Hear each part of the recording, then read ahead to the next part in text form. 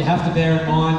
He's a reptile, the largest reptile on the planet, in fact, and these guys essentially run on solar power. So during winter, their body temperatures drop and their metabolic rate drops as well. So they're not quite as motivated for food. That's more of a territorial response than anything. But I think we could get him a little more fired up, and I'm going to use Nero as bait. Who would like to see Nero infringe on Charlie's territory and get back in the water? Pretty excited you guys on.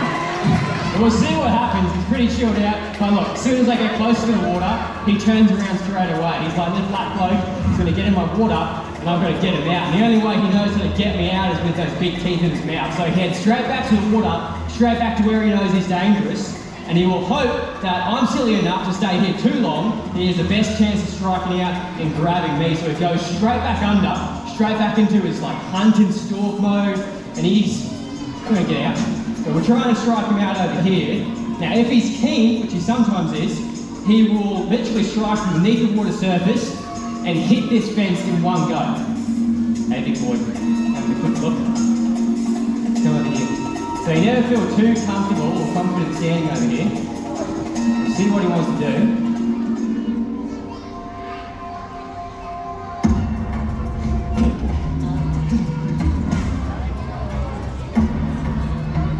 He's trying to cut me off. Oh, what are you doing? So, the cool thing about crocodiles, they've got a frontal lobe, so they can learn and remember. So he knows exactly what I want him to do. He knows I want him to strike out over here.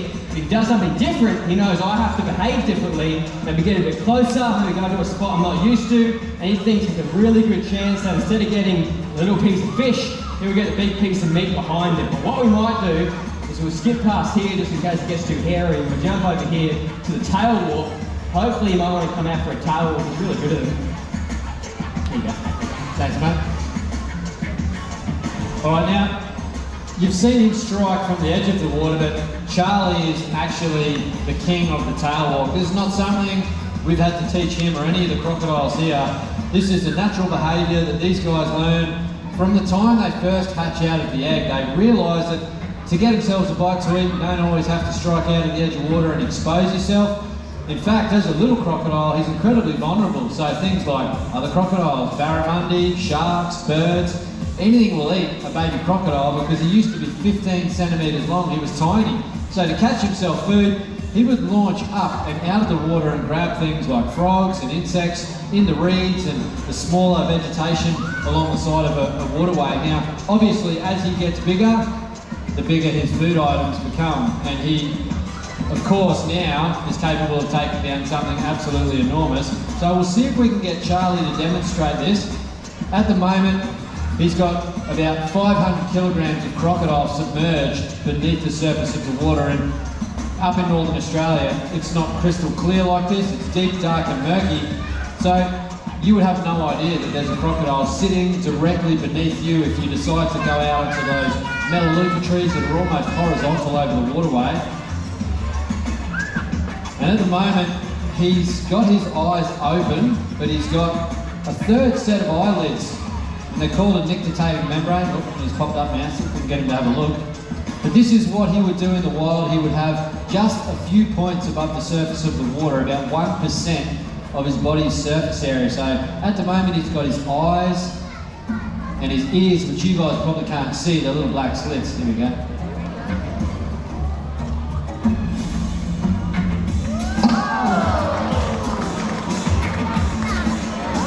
That is pretty awesome, mate. That is the greatest quiet force pressure of any animal on the planet, and Charlie is probably one of the best crocs on the planet to demonstrate that. He puts absolutely everything into the tail walk, and you can see just how powerful the saltwater crocodile really is. To be able to get 500 kilograms up and out of the water to almost the base of his tail is quite phenomenal. And he's only really in about 1.2 metres of water there. I'd love to get him up again. This is, here we go, he's looking pretty excited.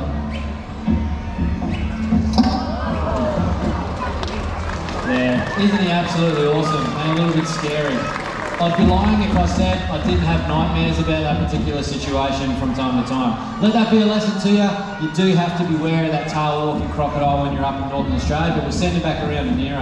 Yeah, exactly. So what crocodiles in general rely on, and Charlie relies on, is the animal making a mistake, being close to the water's edge, so like a feral pig. He's down at the water's edge, having a drink. Not a worry in the world, but you've got this big crocodile who comes over, he sets up, and he wants the animal to be there, to be in the water, so he can, strike out, grab it on the head. We'll try and get him out one more time over here. See if he'll put him on a strike. Come on, big boy. So he's setting up, he's pulling his legs forward. We're going to come out slow again. Come on, big fella. But right about there, that's the strike distance that he could possibly do if he was keen. But now he's out. Come on, big boy. Open now. Open up. Oh, give it up for him. What a weapon. Once he came out on land, you saw on the first strike as well, he's slow. He's not very fast at all. That's not just because Charlie's slow, that's because crocodiles in general are very slow animals up on land because of the way that his body's designed. Look as he goes back to the water. He's got these short little stumpy legs, he has this big round belly underneath him, and behind him he has this massive long tail, which in the water is amazing. It gives him the power to swim as fast as a dolphin over short distances, gives him the power to do those massive strikes from the water's edge. But when he is up on land, it's like us trying to walk around with a couple of tyres tied around our waist. So he's not designed for running fast on land, but he's designed for being amazing in the water. Once he gets back to the water, he's like a slug trying to walk back, but once he's back in, he's weightless, he's amazing. So that's where the crocodile is dangerous. Not up here, but when he goes back to the water, that's where he's really dangerous. So to avoid a crocodile, you're safe up here, but down there you're not so safe. So 3 simple things you've got to do. The first one is to stay about 4 to about 5 meters back from the water's edge. So you're out of that strike range he can do. His strike range from the tip of his nose to the base of his tail maybe is a couple of meters. The biggest recorded crocodile is about 7 meters long. So his strike range would have been about 4 meters. So if you're 4 to 5 meters back, you're out of the strike range of even the biggest crocodile ever recorded. The second thing you have to do is what Nick showed us over here, the tail walk. Avoid overhanging the water. People have been taken by the tail walk method in the past. So don't overhang the water, don't get too close to the water. And the third thing, and probably the most simple of 3 rules, but it's the one people seem to break every single day.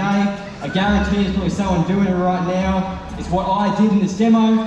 Don't go in the water. Don't go swimming with crocodiles. Simple as that. But every single day people ignore it. They jump in the water, they splash around, they have a good time. And a crocodile, being an opportunistic hunter, hears that splashing around, thinks that's a dying feral pig or a dying kangaroo. I'm going to go over and clean that ecosystem up, take out that sick, that weak, and that unwise animal, and then he gets branded as this evil, ugly monster for doing so, for playing his part in the ecosystem and keeping everything in balance up in those northern waterways. We reckon we're the smarter of the 2 species, so we have to start acting that way and being safe in crocodile territory, so obviously that we stay safe and alive, but in turn, keep the crocodiles safe as well. So that's the reason we're all here. We're all here to send through that crocodile message of conservation, that the reason Steve wanted everyone to come to the zoo is to keep crocodiles safe and keep them safe in that ecosystem. That's why we come to the zoo every single day and do what we do to make sure these amazing animals stay safe as well. And Steve is all throughout the zoo, but he's also over in the lodge. So the lodge has just opened up. It's Steve's dream, and it's just opened up a couple of months ago. So there's going to be a video up on the big screen, which you can check out.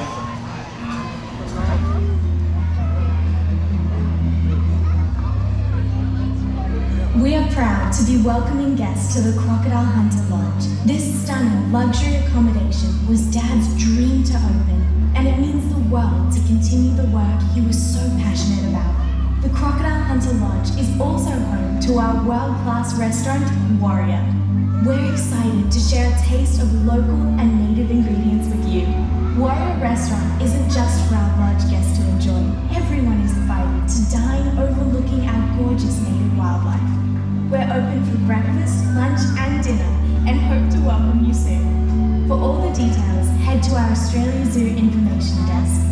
Thank you for visiting Australia Zoo today. Everything we do here and at the Crocodile Hunter Lodge goes straight back into wildlife conservation. On behalf of the wildlife and wild places you're helping us to protect, thank you for your support.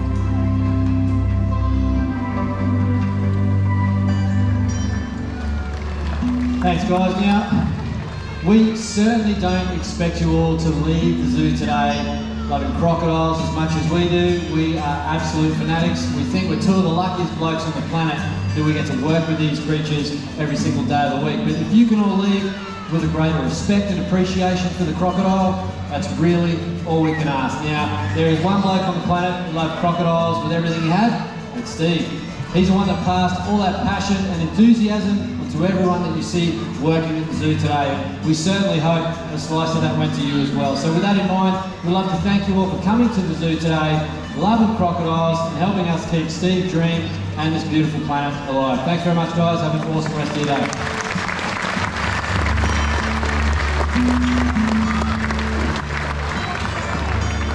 My dad taught me from a very early age, be at one with the snake, feel its sight, and I am.